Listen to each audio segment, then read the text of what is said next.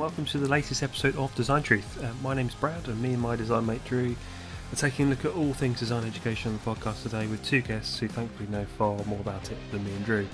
Quick reminder, this podcast is sponsored by Geomic. Geomic, that is Geomiq, is an online manufacturing platform that the world's leading engineering teams use to get quotes and place orders for both prototyping or production parts. Use the code TRUE50 for £50 off your first order of CNC, injection moulding, sheet metal and 3D printed parts. Let's get straight into the podcast.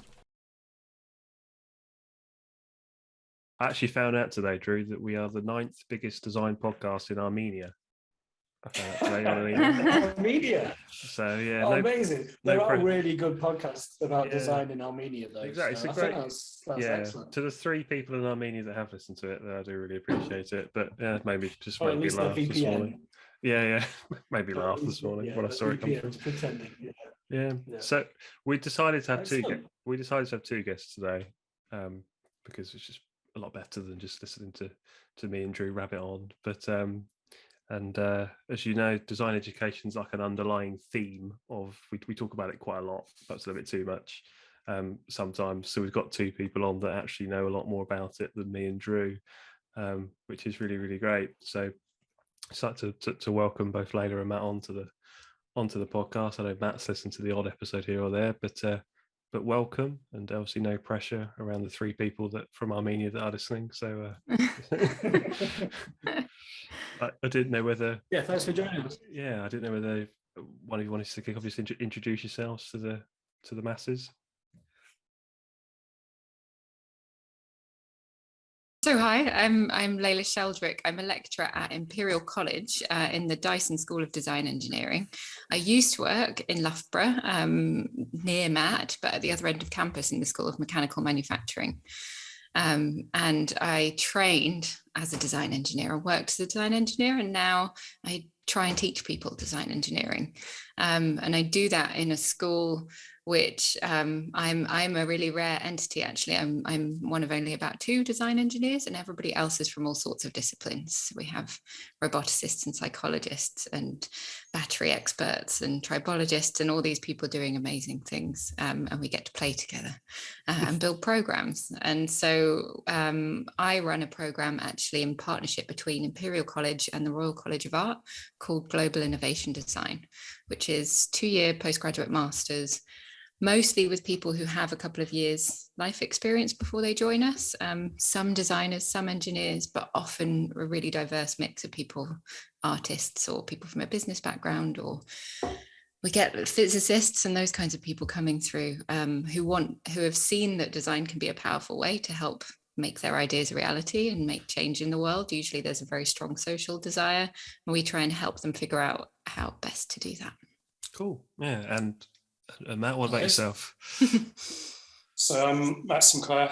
I'm the program director for the design program at Loughborough, which previously I've been running the industrial design program. But for the past 2.5 years now, really, I've been involved in redeveloping that and creating a new program, which is just design, where industrial design is one specialism which students are able to choose as they move through their studies. But rather than that being the only focus, they can also choose to specialize in either UX and service design or environments design. Interesting. So that program actually starts next week. We'll have our first cohort of students that join that. Before I was at Loughborough, so I graduated from the RCA, and then I worked at Nokia for about 8 years in the UK. I worked a lot in Japan, the US, and then I moved to Finland permanently. And then after I left Nokia, I set up my own consultancy in Helsinki and ran that for about 10 years before coming back to the UK to take up this position. Nice. And so if they're starting next week, is this like the calm before the storm? No, this is the storm before the maelstrom, I think. Okay. And Drew, you're just about to kind of tiptoe into design education yourself, aren't you? So in your own little way. Yeah. Tiptoe / just fall in, I think is the best way.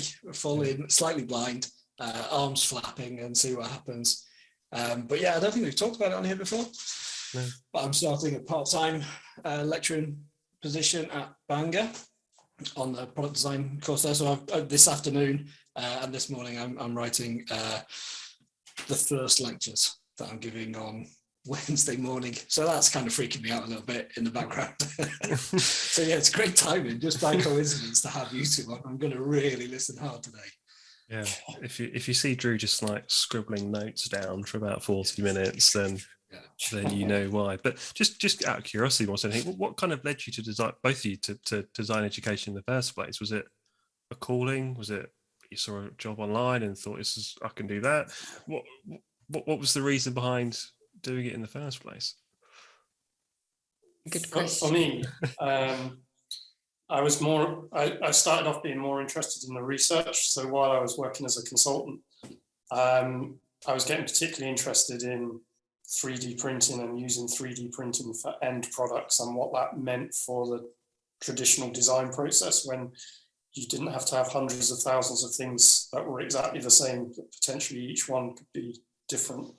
And I was trying to sort of work on projects around that area, and I never really had the discipline to do it. So I decided to start a PhD while I was still living in Finland, but it was at Loughborough. And at the end of that PhD, after I'd moved back to the UK, there was a position advertised here, and I was kind of encouraged to apply for it and said, well, okay. I didn't particularly want to be an academic at that time, but I thought I'd give it a go. And 7.5 years later, I'm still here. Yeah, good. I must be enjoying it. What about yourself, Leila? Bear in mind your employers might be listening, so they have to. It's all right. They know us very well. I won't expect the same from Matt. My bosses know me really well, so it's fine. Well, it's funny. I in industry developed a reputation for being quite flighty because I never lasted too long anywhere. I would tend to get bored quickly, and so I studied design engineering and felt really kind of creatively void. And I'd worked for a bit and thought, I don't need to do this. I'll try something design. So I actually went to northern Sweden and studied industrial design there, and then worked as a designer in a couple of different roles for different companies, and then tried even some volunteer work, ended up doing a stint with Engineers Without Borders. And during a kind of time of transition between things, a friend who had been working in a sustainability thing said, do you want to come and try sustainability out? We've got this 12-month research position. You can come and see if you like it and get stuck in. And I'd always been really interested in sustainability. And it was one of those things that 10 years ago, if you're working in a company and trying to push a sustainability agenda, not many people are listening. And so I'd gone for a job at an LED lighting company thinking they're energy efficient and this is wonderful. But they were these like solid things machined out of aluminium so that they would be a decent heat sink and then sealed so that no atmospheric stuff would get in, basically non-recyclable, really toxic, horrible things. And so you're like, it's like sustainable on the one hand, but actually not in practice. And you start to see all these things from the inside. And so I landed in this kind of 12-month research position to see if that would be fun.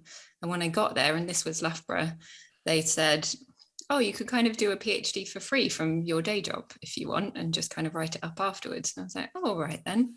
And then 9 months in, the person who taught eco-design in our department left, and then they needed a designer to teach sustainability. So then they asked me to start teaching, and it just kind of spiraled. So I at no point had any grand plans and would have laughed at anyone who said you can go and be a teacher, but it's this incredible job that you can never get bored of, because half the time especially if you're interested in something like sustainability, you can't have, well, I couldn't have too much impact by myself, but if I trained my students to go out into the world, then I was making a small army of people who cared about these things, and that was better.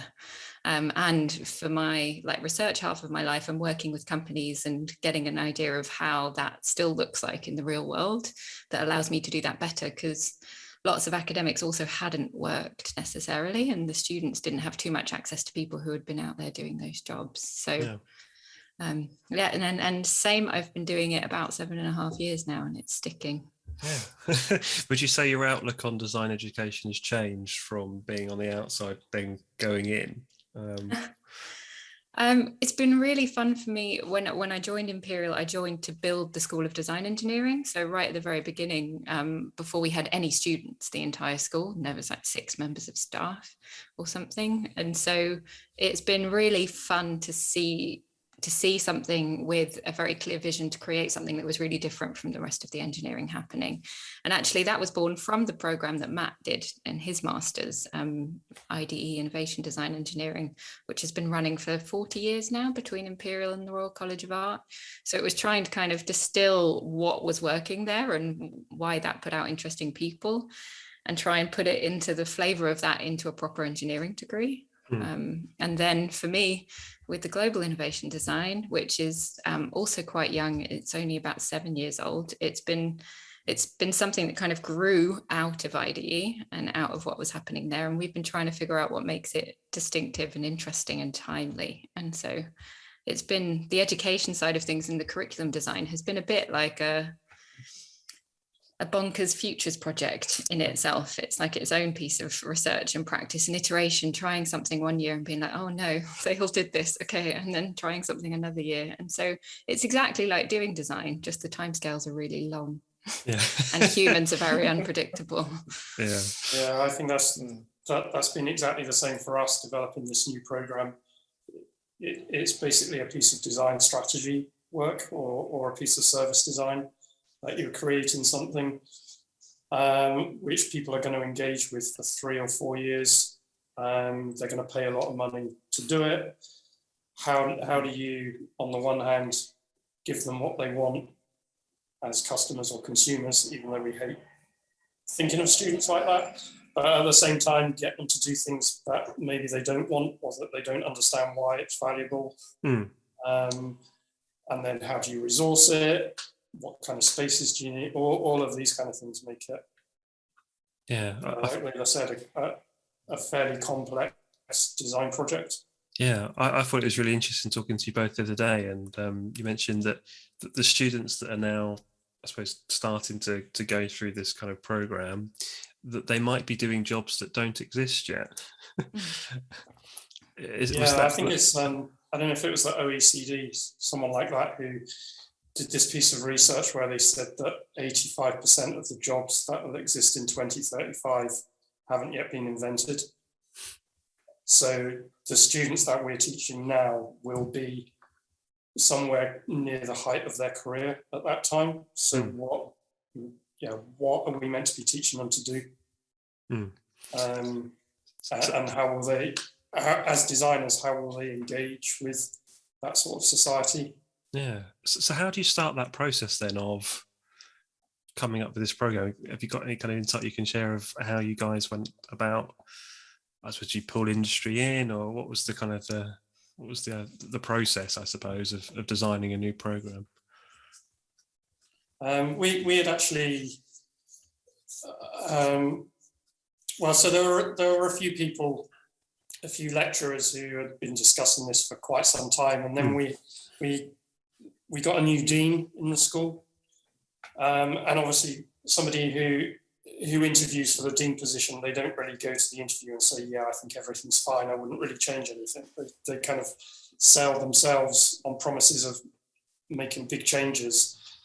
So Case came into the school with that sort of agenda, and I guess I was just lucky that sort of married with what some of us have been thinking. And then we had, just feedback from students about what they thought was right and wrong with the program, about the kind of jobs that they were going into that were giving us a lot of clues. Obviously, things that industry were telling us that we were doing well, things that they thought that we could be doing differently. But primarily, I think the biggest driver for us was this idea, because I'm sure that when we were at school, or when we were students, we were always told that design is a problem-solving activity, and that's kind of, that sort of framing works really, really well when you sort of know what solution you want. But increasingly, we were seeing students where, or we were seeing design issues where it wasn't clear, like one solution might be a product, but one solution might be a service or something else. And we were seeing students that were frustrated that, you know, they made a choice at 17 to be an industrial designer, and now we were like, well, that's what you signed up for, so you have to do a bit of industrial design, even though you and me both know that a piece of service design might be a better solution. And so I think now what we're trying to do is think in terms of issues rather than in terms of problems. So rather than asking students to write a problem statement, or rather than getting them to write a brief that talks about a problem, we want them to think about, to take a step back and think about the issue, and then work through that to realize what a product might be the best solution, but equally it might be something else. It might be an environment, it might be a piece of social design or a piece of policy design or whatever. Yeah. How does that work with you, Drew? So you're lecture writing at the minute, so Yeah. To be honest, I think it's a bit more detailed than what I'm introducing the first years to. But as we said, one of the things that we're going to do with the second year students is to get them to consider pretty much the same things, the same approach to design, but just product is off the table for that run of for that module at least. That they are to consider the design and the thinking and those same sort of inputs, but not for something that you can hold in your hand or put on your desk to get away from those. And that could be public spaces, it could be services, or something completely different. So it's fascinating. I think also what you reminded me of when just then was recently working for a company that was a startup and that had one product. And the one thing that I was trying to get them to move away from was from manufacturing a product.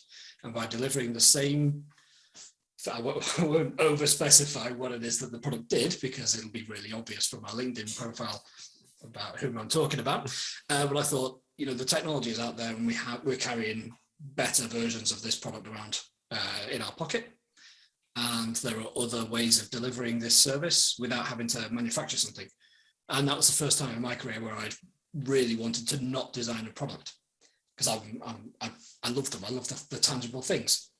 And now that we have sort of global supply chain issues on virtually everything, but particularly on things like screens and chips and the materials that go into them, I think it's critical that we have to think about, especially from a sustainability point of view as well, like stop making so much stuff because we have other ways of hosting a service. So I think it's really good. I think it absolutely speaks to what the current and future environment is, absolutely, as far as, you know, I or anyone else can see. Is this something that was going on like pre-COVID? Is this something that's been like, does this take a long time to design a new program, or is it kind of everyone just crams around in a meeting and goes, right, you know, we can get this done by next Tuesday? Is this a long kind of what does that timescale look like in terms of getting it to where it is today? 2.5 years for me. About that, to do it well, I would say, and even just from the university's point of view, their quality control process of the stages that we have to go through involve things like student consultation with industry, and submitting the research and the insights and the market information and the pedagogy, right down to what will the assignments be. And what percentage will they get for what type of work? And so there's quite a lot of detail and quite a lot of stage gates, and yes, lots of official things. So it can take a lot of time to do it well, I would say. Yeah, and what are you seeing as some of the major challenges as the year kind of starts off? Is it just getting enough people kind of not within 2 meters of each other, and all the issues that surround social distancing and the logistics? What are the challenges that you kind of foresee as we go into the back end of the year? Well, I would say the thing Matt and I have been talking about for this past year on a couple of occasions, for me, well, for us in general, I think at Imperial, one of the huge problems with the postgrad stuff is that it relies on them being in the studio together under normal circumstances. And so we saw a massive difference in the way students learned, like who did well that we would normally expect to do well, or who didn't, how much they took on, how difficulties manifested and how they dealt with them. All of those things were so affected by not being in a studio together. And we rely so much on that, I think, for so much of the learning to then take place, for it to catalyze success. And so when you remove them all being physically in the same room, it means that we have to change a lot of things in order to deliver the same experience for them, and there's a lot of stuff that we just can't replace. So for me, that was the most interesting, challenging thing about last year. And this year, I think it will have its own new challenges in that some of the students are here, but lots of them didn't get their visa letters in time, or the embassies are closed, or they're in a local lockdown, and so they're not arriving for a couple of months. So we've got some away and some physically here, and a bit of everything all over the place. And so how do we bond them as a cohort, get them sharing, and not isolate the people who aren't here yet? It's a bit easier when everyone's on Zoom. But are those kind of the not being in the studio so much or at all, is that a challenge that did you expect that? Is it something that you thought that it would be fine, or was it worse than first feared, or did the students kind of learn a different set of skills than they would have done?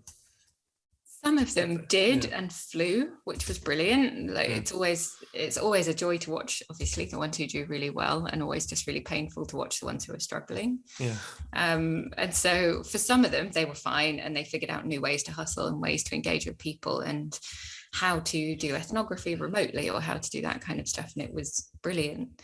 Some of them didn't cope with it so well, and so I don't know if because I'm an engineer by training, I'm going to blame it on this. It's the kind of thing that I understood would happen, but it's always still a surprise when you see the way that different individuals deal with things, and then the way that, depending on who it is in the cohort, it can like take a group with them. And so sometimes one person can make a huge difference to the way everybody behaves. Which is really fascinating to watch, and there's, I don't know how much there is that you can do about it, but maybe need other people, not me, to try and help with that. But I think it's good experience. It's good life experience, isn't it? Because I mean, that happens in a team, in a company, or in in an outfit of any kind, that you can get. I don't know. Everyone can kind of be rolling on quite nicely, and then something unexpected happens, and if there's one person that reacts in a kind of a negative way, that can have a real toxic effect. And I've definitely seen that not even that long ago, actually, probably around the start of lockdown. I remember actually the start of lockdown being quite a relief to not have to go into work with one or two people, but that's just a personal thing. It certainly had its challenges, but there we go. Yeah. And we see it both ways. It can also mean if people are struggling, the good students don't know they're doing well, if that's happening in isolation. So normally the good students kind of understand their place in the cohort and what's going on, but all of that gets removed when they're not together, or people are struggling in general as well. So it's like both ends of the spectrum. What a bit of a broad question, but what makes a good student?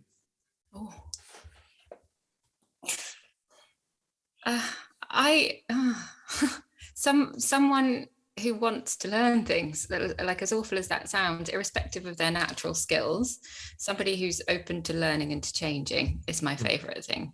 And sometimes the people, as a teacher, it's a joy to have a really brilliant student who barely needs you, because they're off just doing amazing stuff, and you can throw harder questions at them and be encouraging, and they go off and do magical things.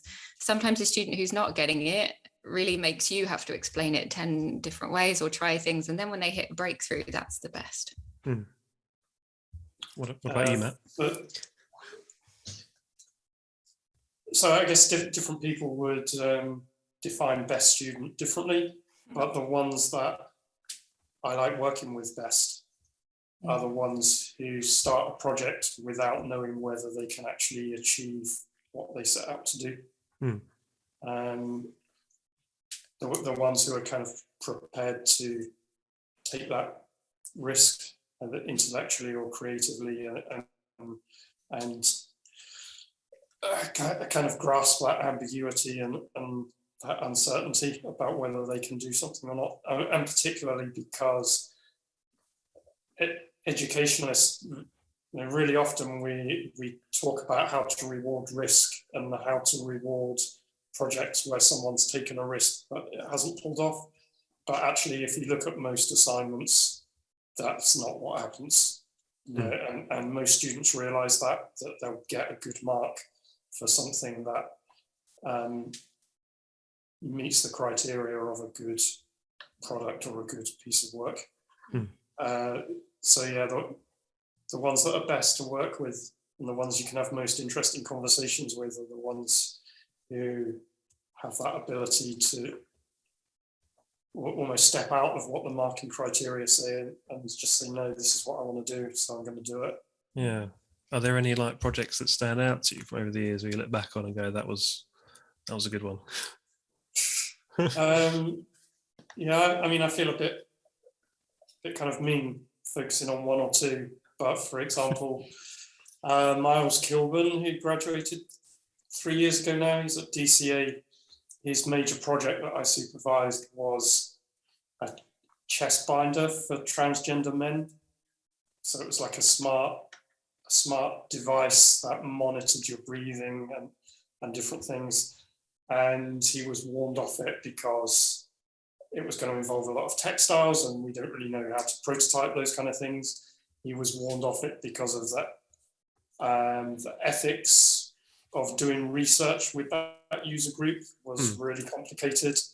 And yeah, he was just like, no, fuck it. This is what I'm going to do. This is the project I want. And that was a real kind of joy to supervise. Yeah. Do you remember your final year project, Drew, all those years ago? Yes, I do. Yeah. Any good? Yeah. I think I've talked about it before. I made an induction heated kettle. I mean, it happened to be induction heated. It was designed to minimize the risk of occurrence of injury or harm. And one of the things that featured in that was it being induction heated. And that's enough said about that. Nice. Nice. One of the things that we have a few kind of lectures and things that have come on in the past on Design Truth. And one of the topics that tends to come up quite often is around industry engagement with education. I'd imagine that was quite a big part of designing a new program, was kind of leaning on industry in particular for guidance and help of what skills are needed. How do you feel that about industry engagement with education? Is it in a good place? Could it be better, worse, different? How do you feel about kind of your industry partners? So I think I said when we chatted the other day that I've spoken to around 40 people at different times throughout this 2.5 years who are working in industry in different companies, different organizations, some really big organizations, people like Apple and Google and Arrival, some consultancies, so DCA, Native, Leila, people from the RSA. So we definitely see that industry and professional practice should be embedded in what we do. But my position is always that creative education should be informed by industry, not led by industry. Okay. I don't really see my role as educating the designers that industry wants in order to maintain its current state. You know, the people. So there is this quote that I kind of discovered when I was writing the work that I had to do to become a fellow of the Higher Education Academy, which is something that we have to do as lecturers, which says that education should prepare young people for a world that doesn't exist, requiring technologies that haven't been invented to solve problems that we're not aware of yet, which was by Simon Peyton-Jones. I think he was working at Microsoft. And that really kind of drives the way that I think about how industry or how we should engage with industry, that the people that come out of our school should be people that are driving changes in industry. They're going to go into today's organizations or today's industries and effectively make what they do redundant or just change them beyond recognition.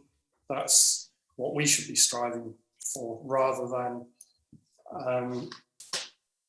training people who can service the industries that exist at the moment. Yeah, that they'll be the ones that will eventually be the hiring manager, be the business owner, you know, be the one influencing. I always think that the success of what we do isn't judged on what our students are doing 1 or 2 years after they leave. It's what they're doing 15 or 20 years after they leave. Is that similar with you, Leila? I imagine you've got such a broad range of people that come onto the course as well from different walks of life. Yeah. Does that influence things at all? Or?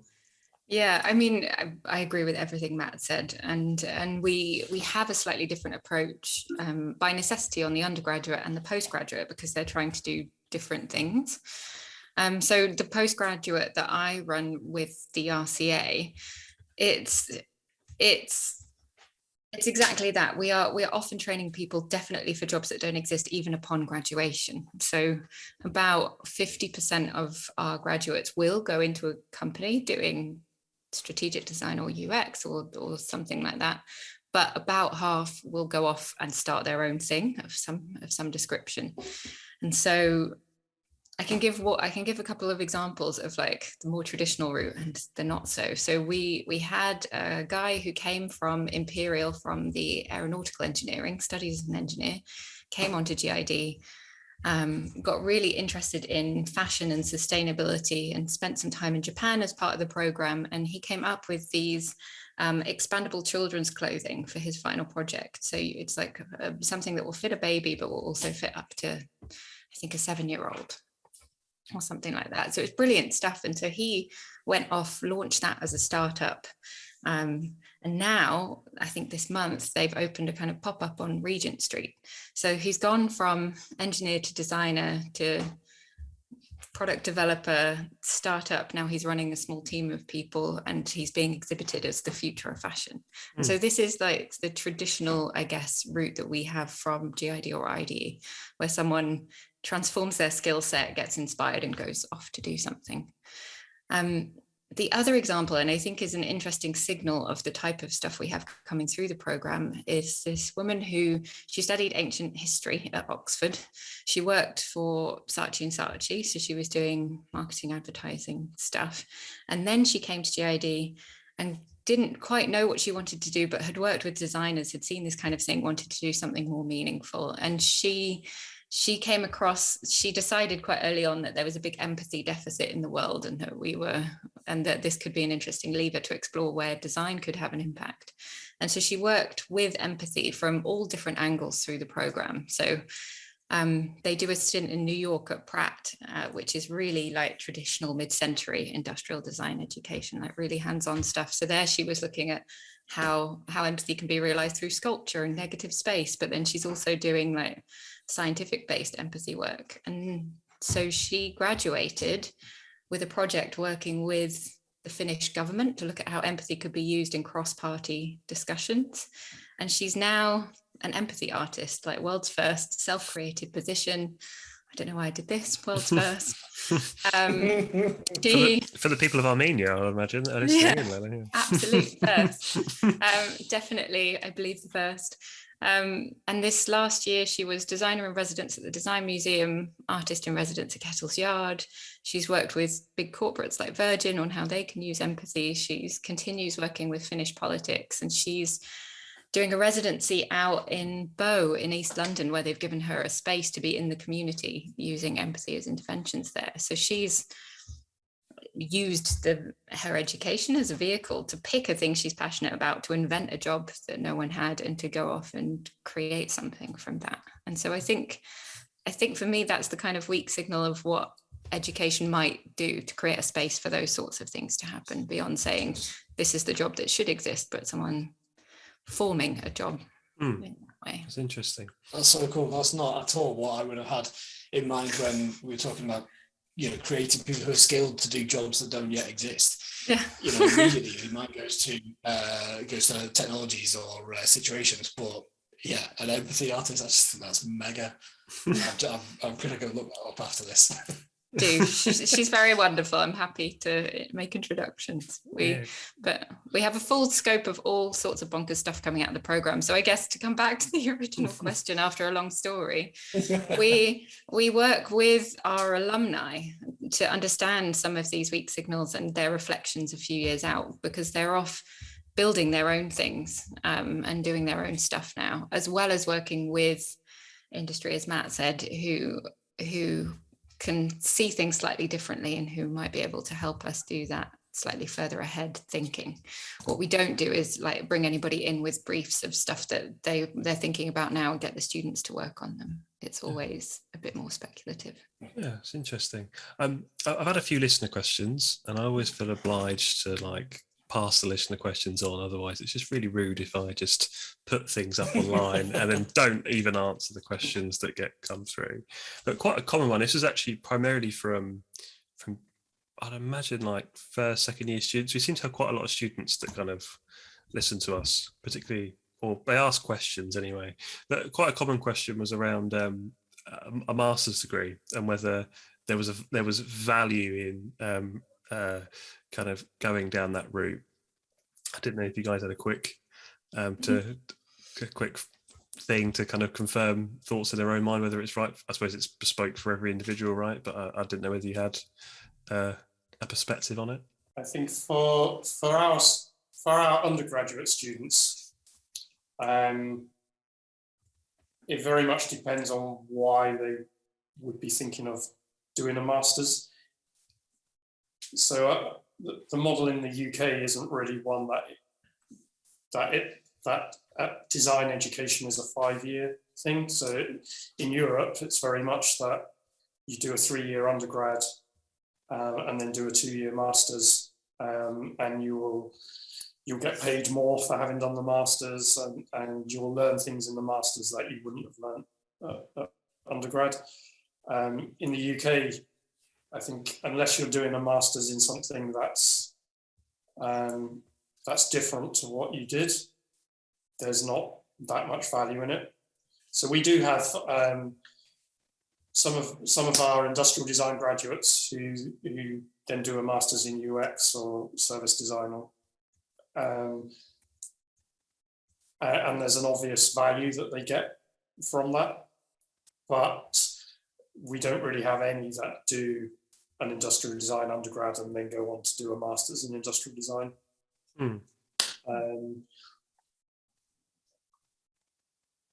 I'm sure I'll let Leila talk, but obviously what the kind of value of what she is offering is very different to that, because there isn't an undergrad in global innovation design. No. Okay. Yeah, I would agree. Yeah, does a master's degree as a specialism for something that you might want to do make sense?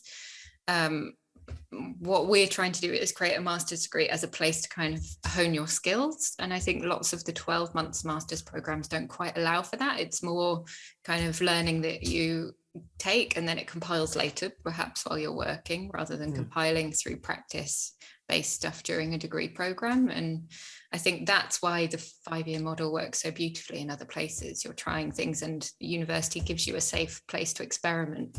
And I think that's where the value is, a safe place to experiment, not on corporate briefs, not on other people's agendas and on those kinds of things. As Matt said, the best students are the ones who are sort of ignoring the mark scheme and doing it for themselves. And so I think that's where you learn the most, rather than kind of consuming your degree as like getting the information and passing the exams or getting the grades that you want in order to get the job. I think that's less. Did you do a master's, Drew? Do you remember? For a bit. For a bit, yeah. No, I've been working for 5 years, and it was offered as a kind of part of my professional development plan at the company that I was working at. So I was doing that remotely at Loughborough, but I did it so my bachelor's was in product design, and then I did a master's for a bit in industrial design, all remotely. And then what happened? I got to a point where honestly I wasn't fully engaged, because the difference between the kind of project work that you're doing in university compared to just your daily work, there's a big gulf, and I had to drive a few hours and all that sort of thing.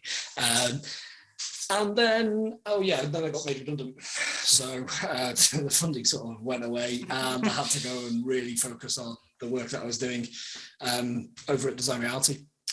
So I didn't finish it. It's one of those things that I sort of wish I had got for completion's sake, and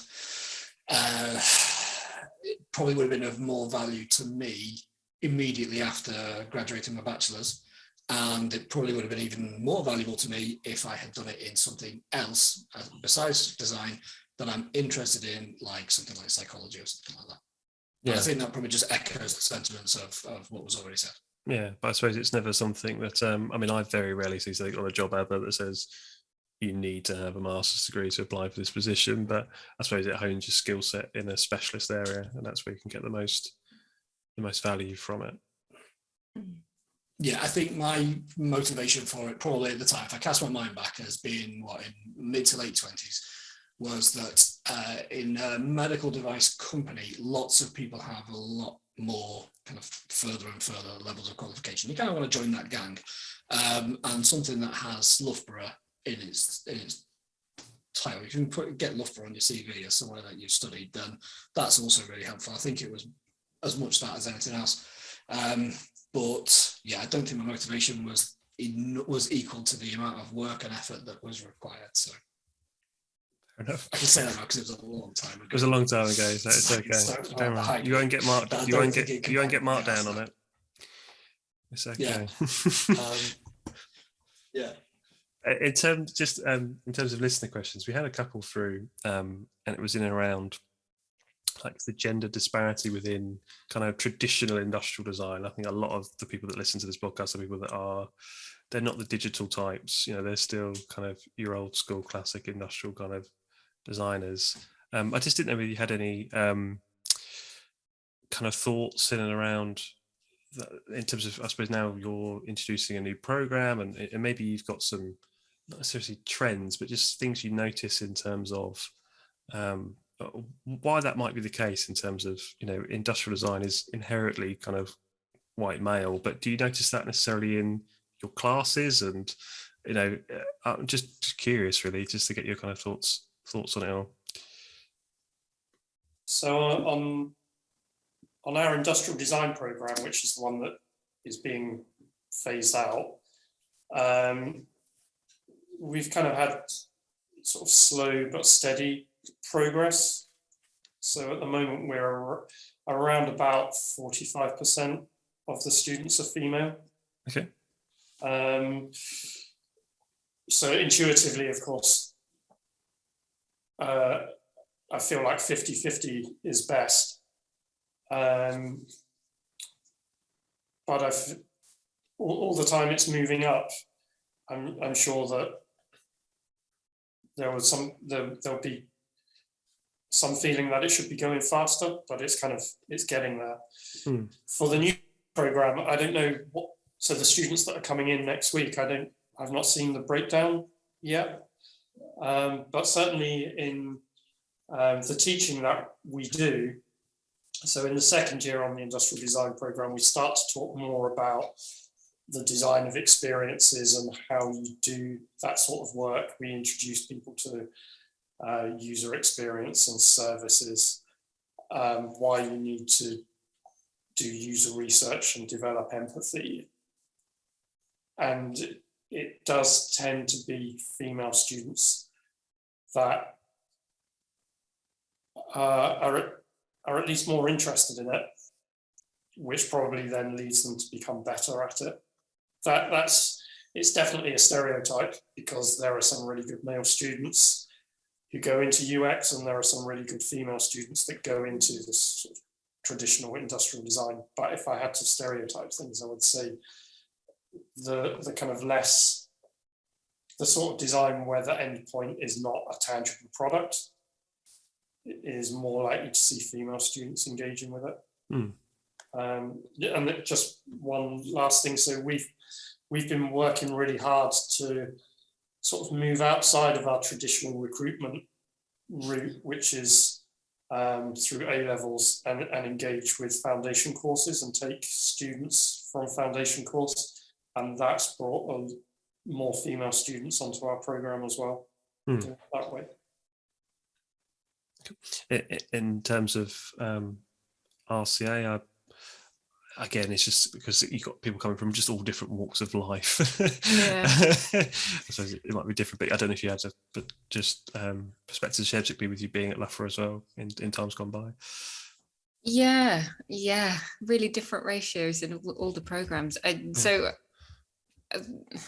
the postgraduate degree I have kind of agrees actually with what Matt said, but to go through them all, at Loughborough on the design engineering program at the other end of campus, it was about 12 to 13% female when I left 5 or 6 years ago, so that might have gone up now.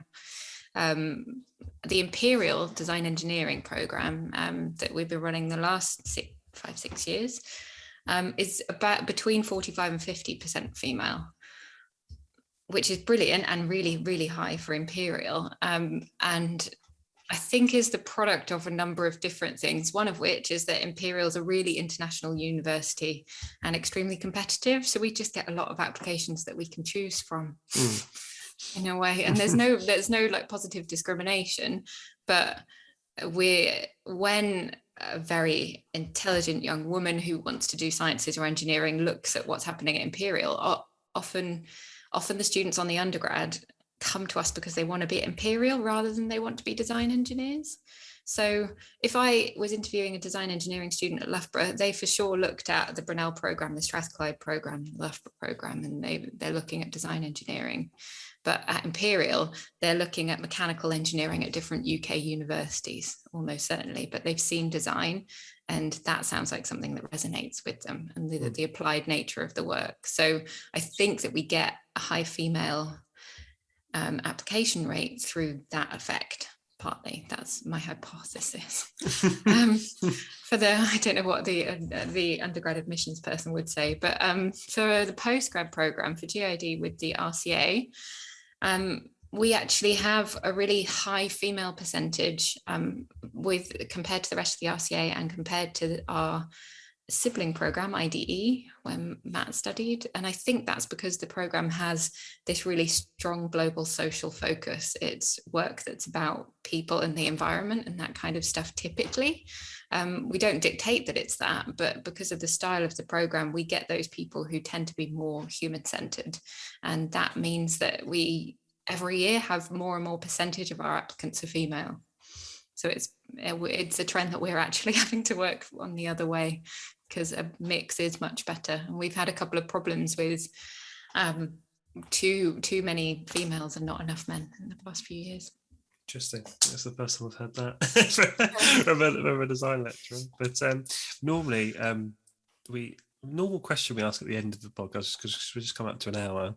The normal question we ask Drew is, what's the strangest project you've ever worked on? But I don't know if that would be similar to for design lecturers.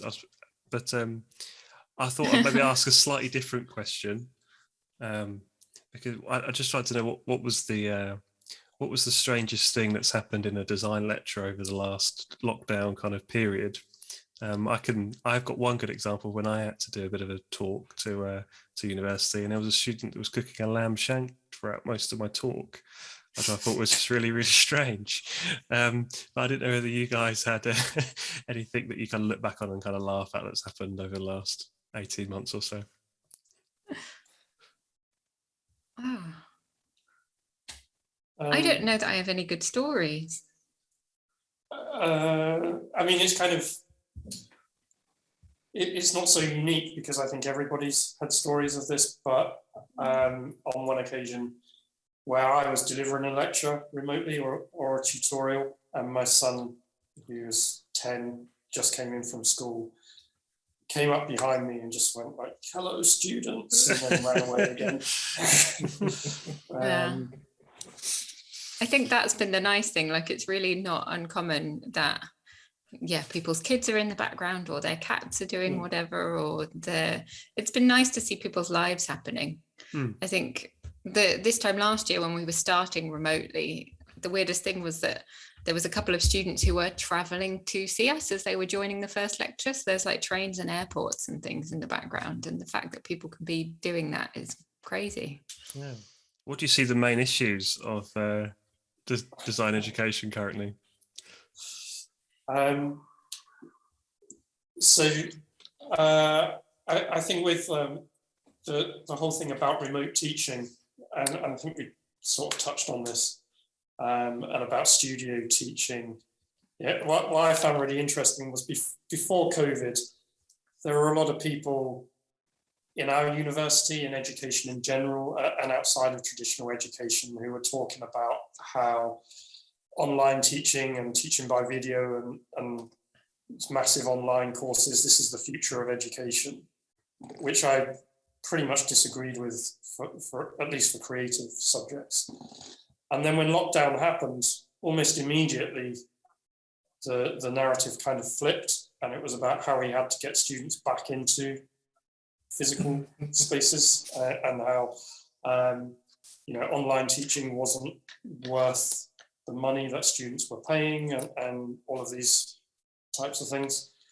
And then I kind of found myself disagreeing with that narrative as well, because the way that we typically teach design, it's not all that different to the kind of Bauhaus model that we've been developing for 100 years or so.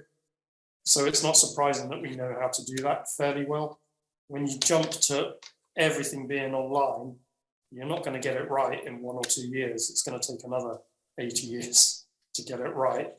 So I don't necessarily agree that it's kind of proved that online teaching doesn't work. And I think that's going to be a big issue, is what is the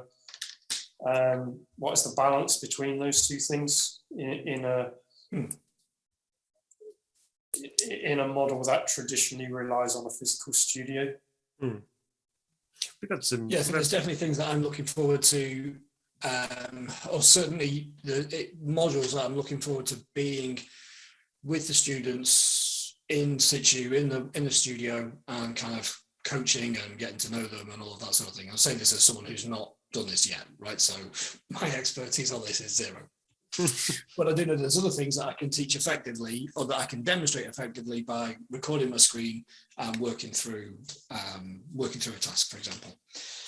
But I think that probably applies to the wider field anyway, in the same way as, if you're trying to run or be part of a team, and you're in product development of any kind, there's definitely some things where it's going to be a pain in the neck to go to the studio. So let's do this from home, or this could be an email, that type of approach. But yeah, there's something really special about being in the room with people. There's so much more communication that is just abundant in body language and in tone and demeanor and all these kind of things that, because it's so important to share honestly and openly when you're thrashing out ideas, or when you're analysing those, that I think there's still something where we've got to figure out a safe way of doing that. But I also think, like, before the pandemic and before COVID, if someone used to come into the work because there was so many people crammed into an office, if someone came in snivelling, I would always be the pain in the neck going, go home, get out, I've got stuff to do, I'm going mountain biking on the weekend, I am not getting ill, just get out, go home. So I just think, keep that up. That's my approach. If you've got September snuffles, stay home. don't give it to me. I don't know. I suppose it's a bit of a balance, isn't it? Because I know just other universities that we've spoken to have really benefited from a sense of remote working, because it actually allowed them to start to engage with industry in a different way. And so maybe they're in the back end of nowhere, for example, and they can rely on, or can pull on industry a little bit more to come on and talk to their students, because they're more willing to do that, because it's not going to take them a day to travel to go so others have benefited from. How specific are you getting here, Brad? How specific are you getting here? Ones that aren't in the to get from your house to Bangor. Ones that aren't in the major cities, put it that way. They generally have. I do feel like also people in industry are also far more willing to actually spend some time with design education because of the less time spent their end to doing it. So I think there is a benefit that can kind of come from a form of remote working. You mentioned kind of one of the main issues there is around, or potential issues is around kind of the finances side of things. That does come up quite often, I suppose, is that very quickly you don't have to, of course, I'd imagine design education is very much worth the money at the two kind of organisations you represent. But do you feel roughly that, is design education worth the money in your opinion, or do you want to duck that one? I want to say something about maths, but afterwards. But I think yeah.